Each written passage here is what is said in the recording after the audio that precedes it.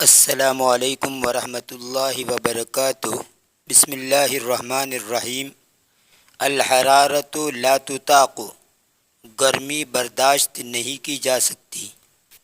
حل الصیف وبدأت الحرارۃ تشتد یوما بعد یوم، موسم گرما آ گیا۔ بدأت الحرارۃ تشتد یوما بعد یوم، اور گرمی سخت ہونے لگی آئے دن، ایک دن کے بعد یعنی دن بدن، اور دن بدن گرمی سخت ہونے لگی۔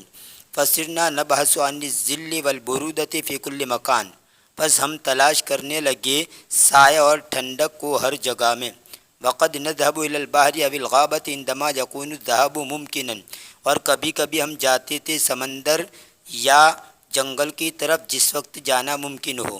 وذات یوم خرجت من المدرسۃ لاعود الى الدار، اور ایک دن میں مدرسے سے نکلا تاکہ میں گھر کی طرف لوٹوں۔ کان الحر شدیدا، گرمی سخت تھی۔ والہواء ساخنا، اور ہوا گرم تھی۔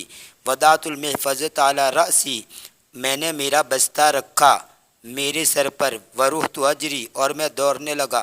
وحین وصلت الی الدار، اور جس وقت میں پہنچا گھر کی طرف، رمیت المحفظۃ، میں نے بستے کو پھینک دیا۔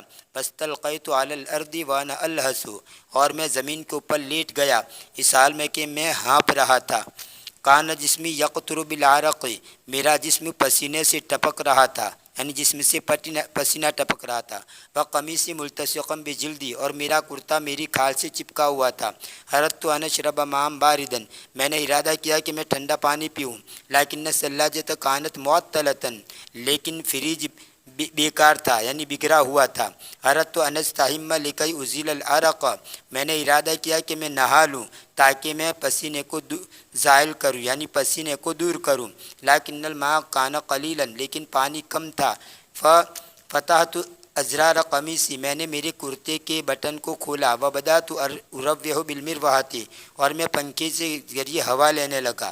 فی ھذا الوقت، اس وقت میں جاء احمد من الصحراء، احمد ریگستان سے آیا۔ وبعد ان رحبت به، اور اس کا استقبال کرنے کے بعد، قلت له، میں نے اس کو کہا، وانا امسح العرق، اس حال میں کہ میں پسینہ پوچھ رہا تھا، الحرارۃ فی ھذا اليوم لا تطاق، گرمی اس دن برداشت نہیں کی جا سکتی۔ فکیف تطیقونها فی الصحراء، بس کیسے تو اس کو برداشت کرتا ہے جنگل میں، کیسے تو اس کی طاقت رکھتا ہے جنگل میں۔